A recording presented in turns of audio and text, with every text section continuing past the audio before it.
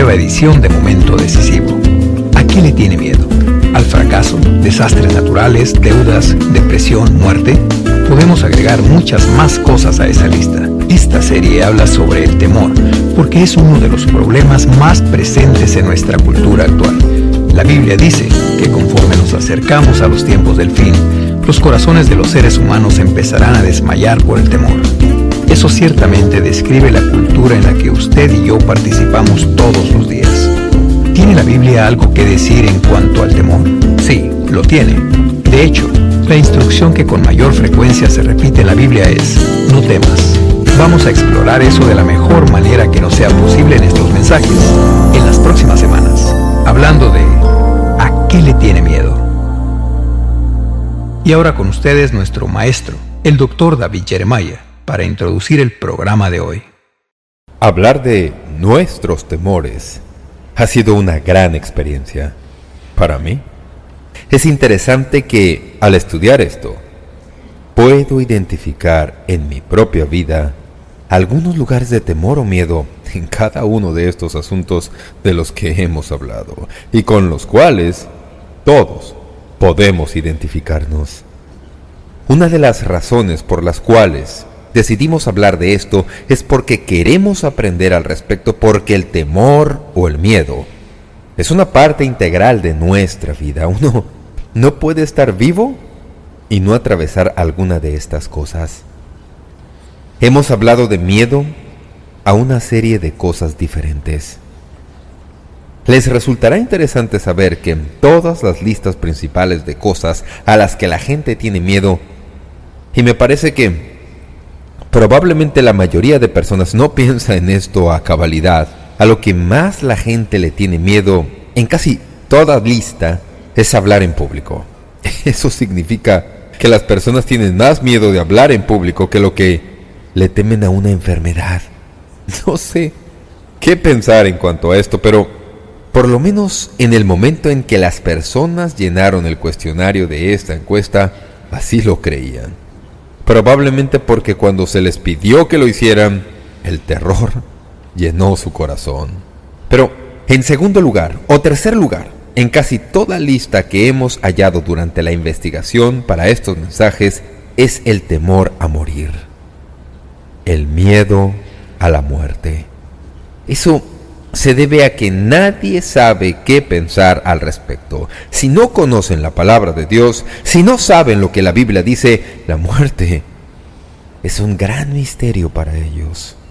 Recuerdo haber leído que un conocido actor dijo una vez: no tengo miedo de morir, simplemente no quiero estar presente cuando suceda.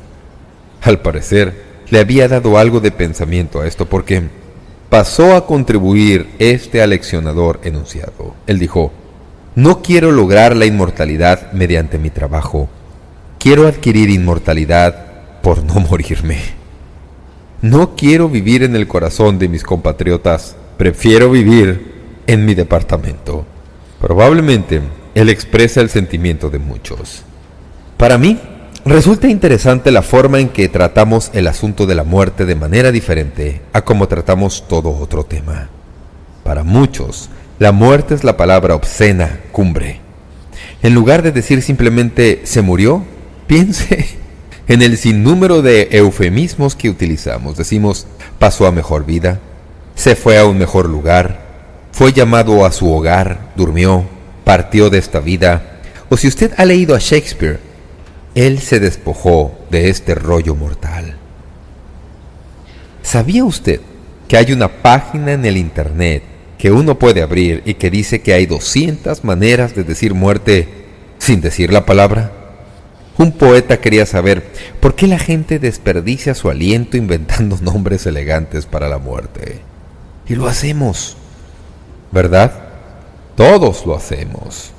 Así que pensemos, primero, en el hecho de la muerte. Un comentarista nos dice que es necio pensar con eufemismos porque, como ven, la muerte no tiene favoritos ni hace componendas. Él dijo: los granjeros y ejecutivos de ventas viven a la sombra de la muerte, tal como el ganador del premio Nobel y la prostituta, la madre, el infante, el adolescente y el viejo.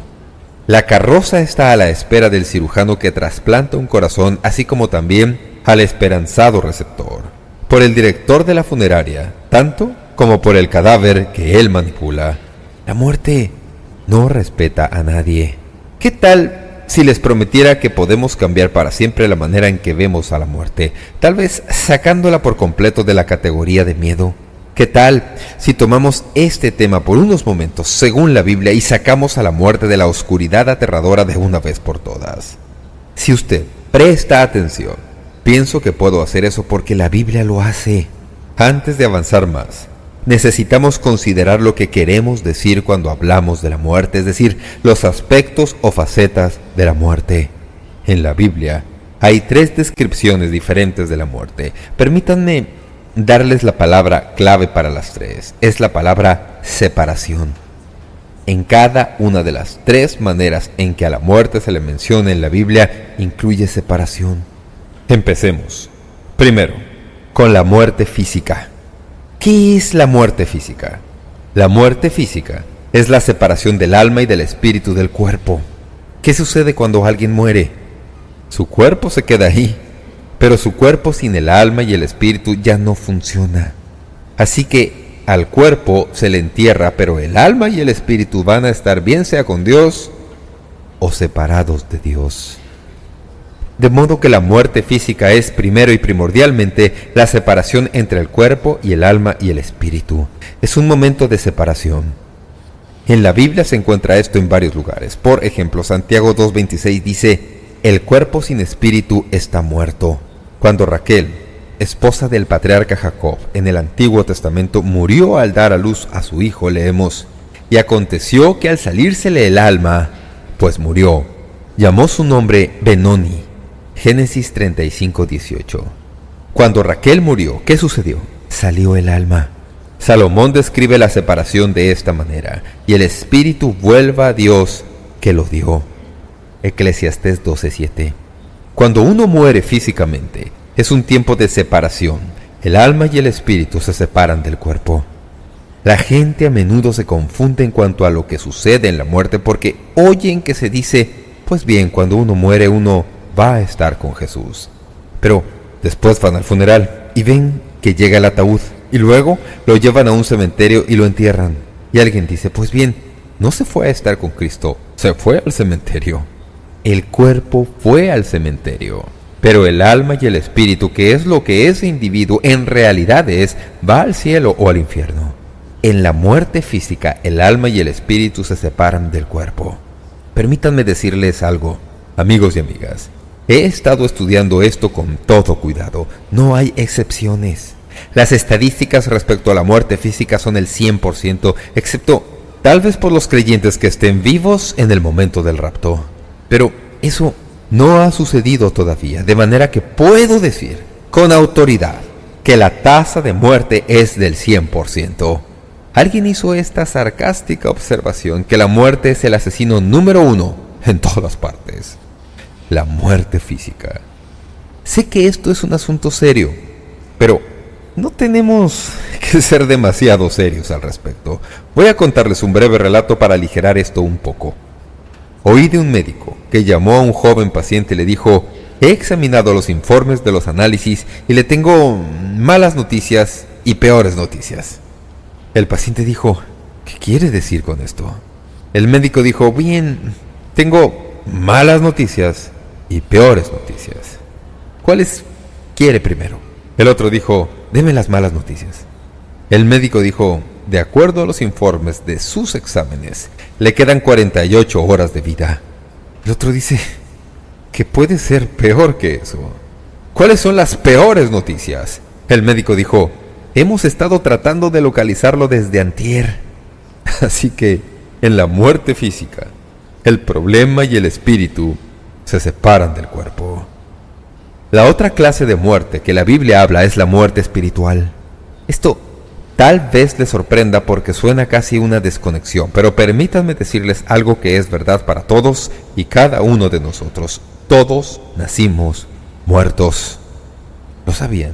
Nacimos espiritualmente muertos, porque la muerte espiritual es la separación entre el alma y Dios. Cuando uno nace, no tiene una relación personal con Dios, excepto por la custodia protectora de los que están bajo la edad de la responsabilidad. La muerte espiritual es simplemente la separación entre el alma y Dios. El individuo no tiene ninguna relación personal con Dios, no tiene comunión con Él. Estamos separados de Él debido al pecado. La Biblia dice: la paga del pecado es muerte. Cuando el pecado entró en el mundo por medio de Adán, se esparció a todos. De modo que todo hombre y mujer no regenerados están muertos espiritualmente, separados de Dios. De modo que en la muerte física, el alma se separa del cuerpo. La muerte espiritual es la separación que hay entre su alma y Dios. Y luego, hay una tercera clase de muerte que se menciona en la Biblia. Permítanme decirles algo. Esto es algo con lo que usted no debe tener nada que ver. Usted no quiere atravesar eso. De todas las cosas que he dicho hasta aquí, por favor, asegúrese de notar esto. A esto se le llama la segunda muerte. Aunque es tercera en esta lista, se le llama la segunda muerte. Leemos esto en Apocalipsis 20:13. Y el mar entregó los muertos que había en él, y la muerte y el Hades entregaron los muertos que había en ellos, y fueron juzgados cada uno según sus obras, y la muerte y el Hades fueron lanzados al lago de fuego. Esta es la muerte segunda. Y el que no se halló inscrito en el libro de la vida fue lanzado al lago de fuego. La última forma de muerte, la segunda muerte, es la separación final de Dios y la aflicción final de los malos en el infierno después del juicio ante el gran trono blanco. En otras palabras, la muerte física es la separación entre el alma y el cuerpo. La muerte espiritual es la separación entre el alma y Dios. La segunda muerte es la separación entre su alma y Dios para siempre, sin ninguna esperanza de que esto alguna vez cambie. A menudo he tratado de dar algo de comprensión a este tema usando una breve fórmula de aritmética. Así que, con su permiso, voy a enseñarle algo de matemáticas. Si usted ha nacido solo una vez, morirá 2 veces. Pero si ha nacido 2 veces, morirá solo una vez, y tal vez incluso escape de eso si el Señor Jesucristo vuelve antes de su muerte física. Usted dice: Pastor Jeremiah, ¿qué quiere decir con esos números? Lo que quiero decir es esto: todos hemos nacido una vez, de lo contrario, no estaríamos aquí. Pero si no hemos nacido del Espíritu y de la Palabra de Dios, moriremos 2 veces. Moriremos físicamente cuando nuestra alma se separe de nuestro cuerpo, y luego tendremos una segunda muerte cuando nuestra alma sea separada de Dios para siempre. Pero si hemos nacido otra vez al confiar en Jesucristo, tal vez muramos una vez físicamente, pero nunca sufriremos la segunda muerte. En otras palabras, si usted ha nacido de nuevo, nunca morirá una segunda vez. Nunca, jamás usted será separado de Dios. En Juan 11:25 Jesús lo dice de esta manera: Yo soy la resurrección y la vida. El que cree en mí, aunque esté muerto, vivirá. Y todo aquel que vive y cree en mí, no morirá eternamente. Así que, si quiere vivir para siempre la presencia de Dios, tiene que tener 2 cumpleaños. Tiene que tener su nacimiento físico y tiene que tener su nacimiento espiritual. Si ha nacido solo una vez, morirá 2 veces. Pero si ha nacido 2 veces, solo tiene que pensar en morir una sola vez. Así que aquí tenemos el hecho de la muerte y las facetas de la muerte. Permítanme hablar ahora, sobre todo, en cuanto al miedo a la muerte. Quiero darle algunas razones por las cuales, si usted es creyente, en realidad nunca debe atormentarle el miedo a la muerte. Solo hay 2 maneras en que usted puede enfrentar el futuro. Sea cual sea, usted puede enfrentar el futuro por fe o puede enfrentar el futuro en temor. Si usted conoce la palabra de Dios, no tiene por qué tener miedo. Hay varias razones por las cuales usted no tiene que tenerle miedo a la muerte y que se presentan claramente en la palabra de Dios. Permítame darles una a la vez y considerémoslas juntas. Número 1. Usted no tiene que tenerle miedo a la muerte porque el príncipe de la muerte ya ha sido derrotado. Escuchen las palabras de Hebreos 2:14 y 15. Presten atención a cada palabra. Así que, por cuanto los hijos participaron de carne y sangre, él también participó de lo mismo, para destruir por medio de la muerte al que tenía el imperio de la muerte, esto es, al diablo, y librar a todos los que por el temor de la muerte estaban durante toda la vida sujetos a servidumbre. El autor del libro de Hebreos declara que Jesús ha conquistado a la muerte mediante la muerte y nos ha librado del temor de la muerte. Dice que hay algunos que viven toda su vida en esclavitud debido a su temor a la muerte. ¿Alguna vez ha conocido usted a alguien así? Personas que simplemente son paranoicas y el pensamiento de morir las pone frenéticas.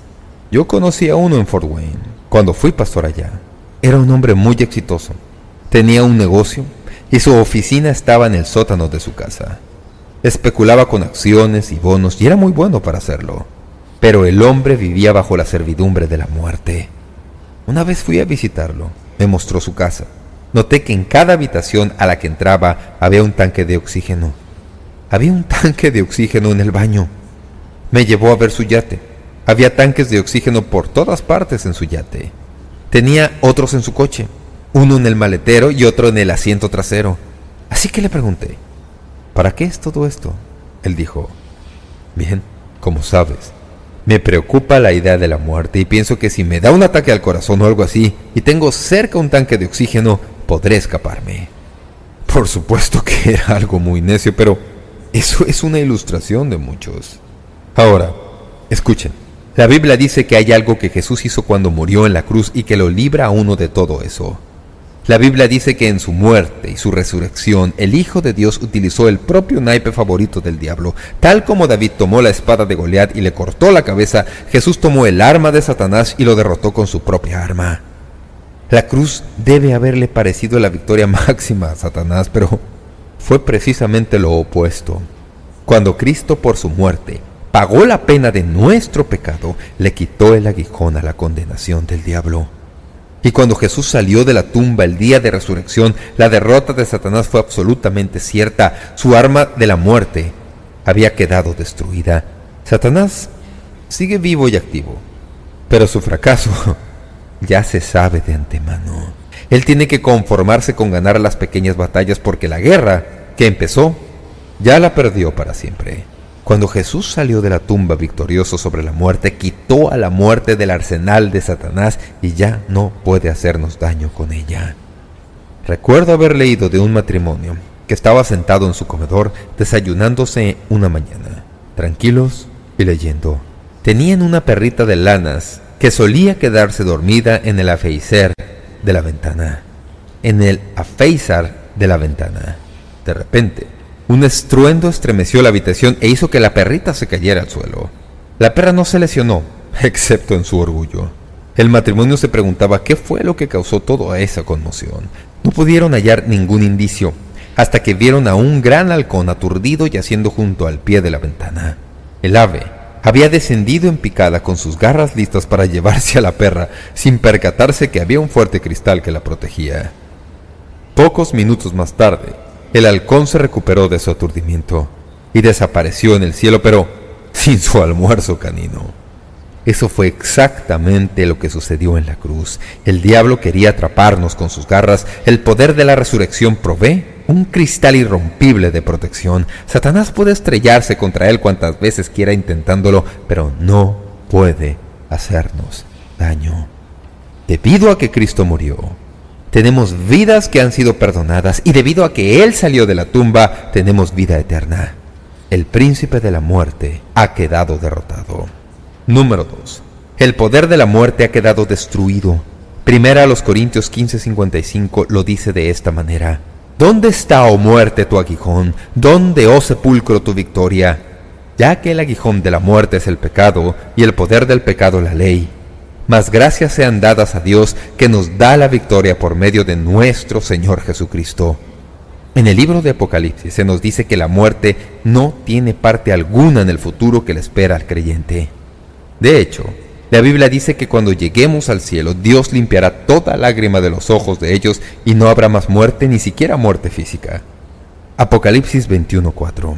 El príncipe de la muerte ha quedado derrotado. El poder de la muerte ha quedado destruido. Este es el tercero. El proceso de la muerte ha quedado descrito. Por todas partes a donde uno va hoy, la gente quiere saber lo que sucede después de que una persona muere.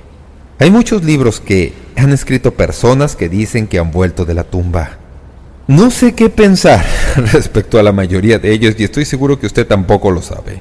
Algunos de ellos son creíbles, muchos de ellos a mi juicio han sido buenos solo para las ventas, pero no tengo que leer ninguno de esos libros modernos para saber lo que sucede cuando uno muere porque la Biblia me lo dice.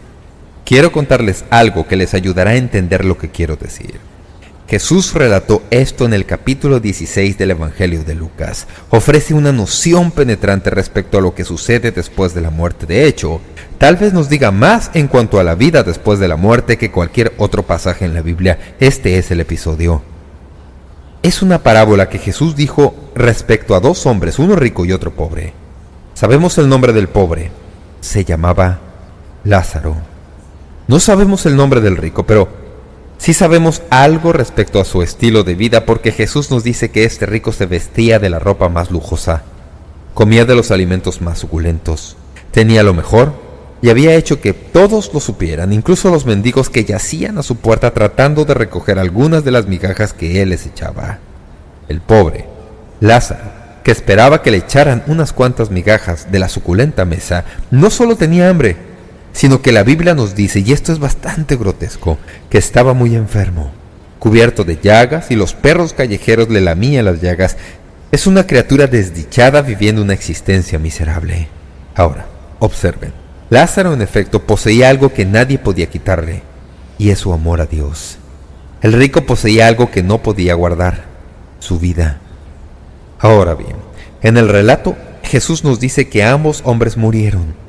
A un lado de la puerta que separa esta vida de la eternidad, el mendigo Lázaro es llevado por los ángeles celestiales al seno de Abraham. Ahora lo besan los ángeles en lugar de que le laman los perros. La Biblia dice simplemente que el rico murió. ¿Sabían que cuando el creyente muere, los ángeles vienen y lo llevan a Dios? Recuerdo que en mi juventud, y ya como pastor, solía oír que la gente decía eso. Iba a visitarlos cuando alguien había muerto y me decían, sí, los ángeles vinieron y se lo llevaron. Yo siempre pensaba, sí, espero que eso les haga sentirse mejor. Y luego un día estaba leyendo esto y me di cuenta de que tenían razón. Eso es exactamente lo que sucede cuando alguno de nosotros que ya somos creyentes pasa de esta vida a la siguiente. El Dios Todopoderoso manda ángeles para que nos lleven a su presencia. No hay un transportador molecular espacial para llevarnos al cielo. Seremos llevados por los ángeles.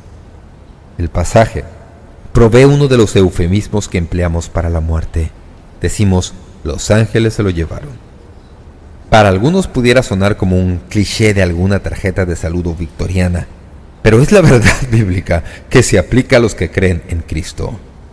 Un día, cuando usted espera que el telón se baje en su vida, los mensajeros de Dios están listos para llevarlo en el último viaje de esta vida. En ese viaje, los creyentes no tendrán ninguna de las preocupaciones de viaje que nosotros enfrentamos. Usted no se perderá. Por eso estoy agradecido. Usted no perderá el autobús. No tendrá que esperar por el siguiente vuelo. Dios tiene un ángel especial asignado para llevarlo a su hogar. Frente a tal certeza, ¿por qué tener miedo? El príncipe de la muerte ha sido derrotado. El poder de la muerte ha sido destruido. El proceso de la muerte ha quedado descrito. Finalmente, el cuadro de la muerte ha sido revelado. Este último apoya su caso en un versículo de la Biblia, Salmos 23:4.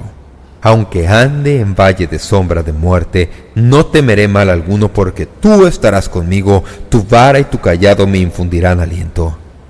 El 7 de diciembre de 1941, Peter Marshall, que era capellán del Senado de los Estados Unidos de América, debía hablar para los cadetes de la Academia Militar de Annapolis.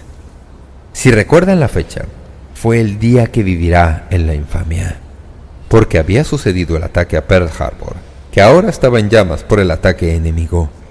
El auditorio estaba lleno de jóvenes que pronto darían su vida sacrificadamente. Les contó la experiencia de un niño que estaba muriéndose, un niño enfermo que tenía miedo de morir. El niño le preguntó a su mamá, ¿cómo es morirse? ¿Duele? La madre pensó por un momento y luego dijo, cariño, ¿recuerdas que cuando eras pequeño y jugabas mucho y te quedabas dormido en la cama de mamá, pero a la mañana siguiente te despertabas en tu propia cama? Tu papá había venido y con sus fuertes brazos te había cargado. te había llevado a tu cama, te había puesto tu pijama mientras dormías. Luego ella dijo: corazón, así es la muerte. Es como despertarte en tu propio cuarto. Así como ese niño. La mayoría de nosotros tenemos curiosidad en cuanto al proceso de la muerte, y no hay ningún otro versículo de la Biblia que nos dé una información más reconfortante que el Salmo 23:4. Por eso nos encanta este salmo. La pura belleza de este pasaje nunca deja de conmovernos. Estoy seguro que este versículo ha sido leído en más servicios fúnebres que cualquier otro versículo de la Biblia. En frases poéticas nos enseña varias cosas. Esto es lo que nos enseña. 3 cosas. Número 1. La muerte es un viaje, no un destino. La Biblia dice: aunque ande en valle de sombra de muerte. Noten que dice ande en valle. No dice me quedo en el valle de sombra de muerte. En el Salmo del Pastor, David ve a la muerte no como un destino, sino como tránsito para un lugar. Con nuestra mano en la mano de Dios, pasamos por la muerte a un lugar. Pero la muerte misma no es el destino. La muerte es simplemente el proceso que atravesamos. Un amigo mío ha escrito un maravilloso libro sobre este salmo. Respecto a este versículo lo dice de esta manera, dice: el término muerte no habla de una caverna o un sendero sin salida. Es un valle. Y eso quiere decir que está abierto en ambos extremos. El énfasis está en que se le atraviesa. Lo que indica es un estado temporal, una transición, habiendo un sendero más brillante por delante, un futuro de esperanza para los cristianos. Los problemas son siempre temporales y las bendiciones siempre son eternas, a diferencia de los que no son creyentes, cuyas bendiciones siempre son temporales y cuyos problemas siempre son eternos. Los valles no se prolongan para siempre, y el camino por delante siempre es brillante para el Hijo de Dios, así como son brillantes las promesas de Dios. La muerte no es un lugar al cual uno va, es un lugar que uno atraviesa para ir al otro lado. Por eso Pablo dice: mas quisiéramos estar ausentes del cuerpo y presentes al Señor, indicando que las dos condiciones son una y la misma. 2 Corintios 5:8. Alguien observó que la muerte es una puerta de salida y el cielo es una entrada. Pero las dos cosas están colocadas tan estrechamente que la una se abre conforme la otra se cierra. Alguien dice que el moribundo está a las puertas de la muerte y otro dice que está a las puertas del cielo. Ambos tienen razón, porque la muerte es simplemente un pasaje que se atraviesa a la vida para siempre con Dios. La mayor parte del tiempo, si fuéramos precisos, diríamos que no le tenemos miedo a la muerte. Simplemente tenemos miedo de morirnos porque tenemos miedo de cómo será eso, cómo será el proceso. Pero para el creyente morirse no es algo a lo cual haya que tenerle miedo. Por un lado, los ángeles vienen y nos llevan. Y es solo un momento temporal que atravesamos para ir al otro lado. Número 2. Y esto es mi enseñanza favorita en todo este mensaje. La muerte es una sombra, no una realidad. La Biblia lo dice de esta manera: aunque ande en valle de sombra de muerte. Cuando yo era niño, mi padre era pastor de una iglesia en Toledo, Ohio. La iglesia estaba creciendo y ya no cabían en el lugar donde estaban. No tenían algún lugar donde pudieran ir y conseguir un templo más grande, ni tampoco tenían dinero para empezar de nuevo, así que hallaron una antigua mansión que estaba en venta justo al borde de la población. Estaba en bastante buen estado, así que fueron y la compraron. La mansión incluía varios edificios, incluyendo uno bastante grande. La iglesia construyó allí una especie de auditorio en un extremo. Yo era pequeño para ese entonces, tal vez tendría 6, 7 u 8 años. La casa pastoral, como solían llamarla, estaba en el segundo piso de una cochera para 10 automóviles que estaba detrás de la misma mansión grande. Nosotros vivíamos en el segundo piso. Debajo de nuestra casa había una cochera gigantesca para 10 vehículos. Mi trabajo, uno de mis quehaceres, era tener que sacar la basura todas las noches. Había solo un pequeño bombillo en esa cochera, un diminuto bombillo que colgaba del cielo raso. Era oscuro como pudiera serlo. También era un lugar que me asustaba, tenebroso. Yo tenía que bajar por las escaleras llevando la basura e ir hasta el frente de la cochera, recorriéndola de un extremo a otro hasta la parte posterior para sacar la basura. Pienso hasta el día de hoy que yo establecí unos cuantos récords mundiales de velocidad para atravesar esa cochera de un extremo a otro, porque en realidad me daba miedo. La luz arrojaba sombras fantasmagóricas que parecían moverse. Todavía lo recuerdo. Ustedes pueden decir que eso hizo una profunda impresión en mí, pero como ven, al día siguiente me levantaba, me iba al mismo lugar, jugaba y no había nada que me diera miedo. No había nada ahí, eran simplemente sombras. Leí que el Dr. Donald Grey Barnhouse, uno de los grandes maestros bíblicos de otra generación, regresaba a su casa después del funeral de su primera esposa, y tenía a sus hijos con él y ellos estaban abrumados por la aflicción. Pensaba en alguna manera para consolar a sus hijos y tuvieron que detenerse en una esquina, cuando un gigantesco camión de mudanzas pasó por ahí y la sombra les pasó por encima mientras estaban esperando. El Dr. Barnhouse dijo: «Hijos, ¿preferirían que un camión les pasara por encima o solo su sombra?» Por supuesto ellos dijeron: «La sombra no hace daño». Él dijo: «Déjenme decirles algo. Hace 2000 años el camión pasó por encima de Jesucristo a fin de que solo la sombra nos pase por encima a nosotros». ¿No les parece esto un buen pensamiento? El camión le pasó por encima a Jesucristo. Él sufrió la muerte a fin de que solamente la sombra nos pase a nosotros por encima. La Biblia dice que la muerte es una sombra y no una realidad.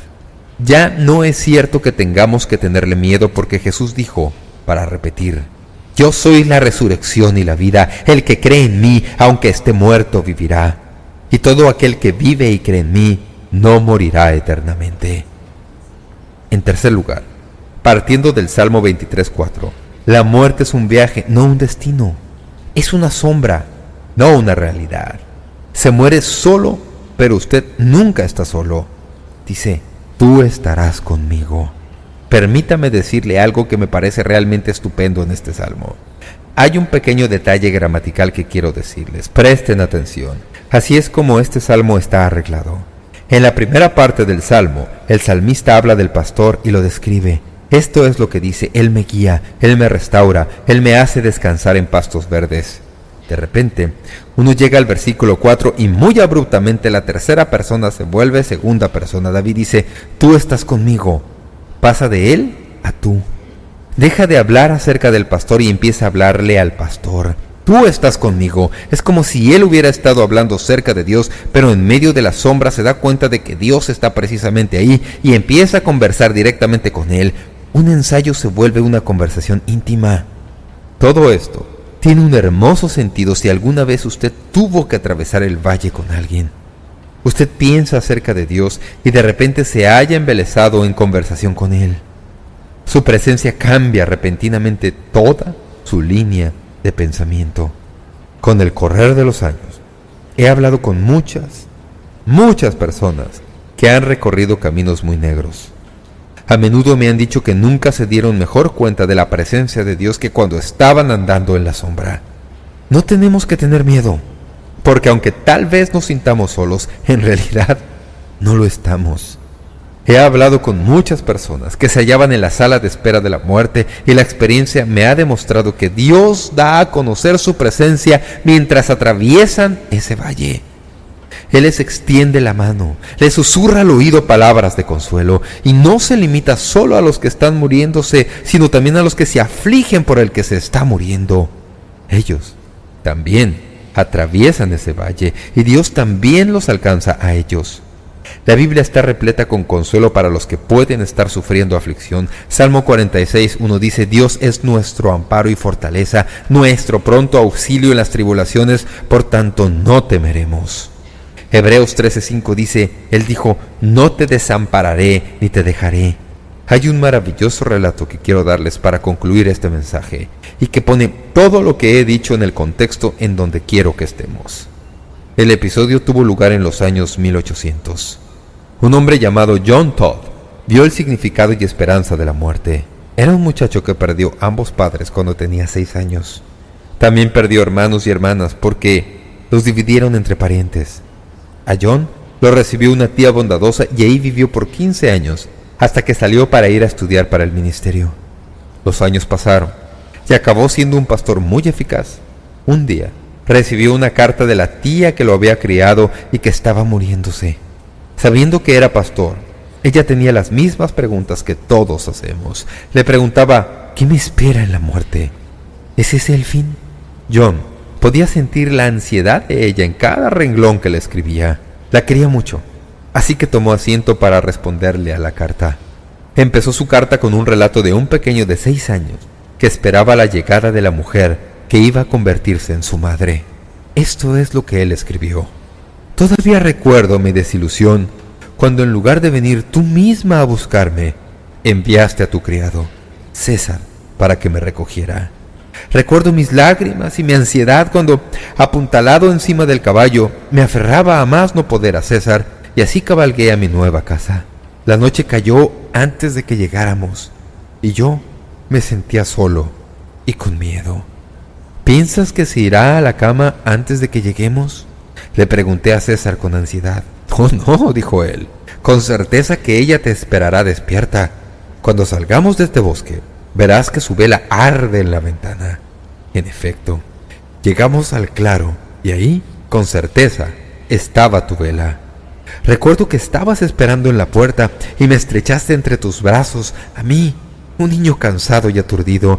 Tenías un gran fuego ardiendo en la chimenea y cena caliente esperando en la estufa. Después de la cena, me llevaste a mi nuevo cuarto y oíste mis oraciones y te sentaste a mi lado hasta que me quedé dormido. Algún día, tía, Dios enviará por ti para llevarte a tu nuevo hogar. No tengas miedo de la convocatoria, del viaje extraño o del negro mensajero de la muerte. Puedes confiar en Dios, así como tú fuiste bondadosa lo suficiente para mí hace tantos años. Al final del camino hallarás amor, una bienvenida y estarás segura al cuidado de Dios. John Todd pintó para su tía un cuadro de una nueva vida que era lo más hermoso que cualquier persona pudiera esperar. Pero puedo asegurarles que ni siquiera se acerca a cómo es en realidad. Cuando finalmente cerremos esta puerta y abramos la nueva a la presencia de Dios, por toda la eternidad nos preguntaremos por qué incluso le permitimos a la muerte que nos causara un momento de preocupación, porque Dios nos ama y ni siquiera hemos podido imaginarnos todo el bien que Él tiene guardado para cada uno de nosotros. Ahora, habiendo dicho todo eso, permítame decirle algo que es muy importante que usted oiga. La provisión que Dios ha hecho para la muerte, estas maravillosas promesas y relatos que les he dicho, se aplican solo a los que ponen su fe en Cristo. Si usted quiere ir al cielo cuando muera, tiene que hacer algo al respecto aquí y ahora. No tiene que esperar hasta llegar al cielo para tomar la decisión. La decisión tiene que tomarla aquí y ahora. La Biblia dice que usted tiene que poner su confianza en Jesucristo. Si usted cree en Él le dará la vida eterna como dádiva, como lo dice Romanos 6:23. Porque la paga del pecado es muerte, mas la dádiva de Dios es vida eterna en Cristo Jesús, Señor nuestro. Quiero instarle hoy que no se ponga a jugar con la muerte. No se quede sentado diciendo, pues bien, no necesito hacer esto ahora. Habrá otro tiempo en que podré hacerlo. Escuche. Usted no va a volver a escuchar otro sermón como este el resto de su vida, porque la próxima vez en que un sermón como este se predique, usted no lo oirá. Así que, ¿aprovechará usted la oportunidad en este momento para en realidad preguntarse usted mismo, ¿estoy listo para morir? No me refiero a la muerte física. ¿Está usted listo para encontrarse con Dios? Porque usted puede alistarse y puede hacerlo hoy mismo. Es simplemente cuestión de poner su confianza en Él. Es cuestión de decir, voy a decidir creer en Jesucristo y en la palabra de Dios y en lo que Él hizo por mí en la cruz. ¿Lo hará? Diga, miren, ya no voy a ponerme a jugar con esto de la muerte. Voy a alistarme hoy, de manera que sea que viva muchos años o que mi vida sea corta, estoy listo para encontrarme con Dios. Porque lo que Dios tiene guardado para los que ponen su fe en Él supera cualquier cosa que les haya dicho hoy, pero es solo para los que confían en Él. Usted dice, pues bien, eso es bastante estrecho. Es estrecho como la palabra de Dios lo hace. Yo no preparé el libreto, Dios lo preparó. Él nos ofrece hoy esta maravillosa oportunidad de poner nuestra confianza en Él. ¿Lo hará usted? Esperamos que usted pueda tomar un momento para escribirnos una carta en respaldo del ministerio. Le agradecemos su correspondencia y cuando nos escriba o nos envíe un correo electrónico, sírvase a anotar claramente su nombre y dirección completa y el nombre de la emisora en que escucha este programa. Si desea solicitar una copia de este mensaje, el libro o la guía de estudio, puede hacerlo visitando nuestro sitio web momentodecisivo.org o escribiéndonos a la dirección que le damos enseguida. Este mensaje corresponde a la serie completa de enseñanzas titulada ¿A qué le tiene miedo?, en 10 discos compactos. Para más información sobre cómo conseguir estos mensajes que ofrecemos, puede visitar nuestro sitio web momentodecisivo.org o escribirnos a Momento Decisivo, P.O. Box 3804, San Diego, California 92163, Estados Unidos de América. Sintonícenos nuevamente en la próxima edición de Momento Decisivo para estudiar juntos la palabra de Dios aquí en Momento Decisivo con el Dr. David Jeremiah. También puede escuchar Momento Decisivo cuando guste en nuestra página de web ubicada en momentodecisivo.org.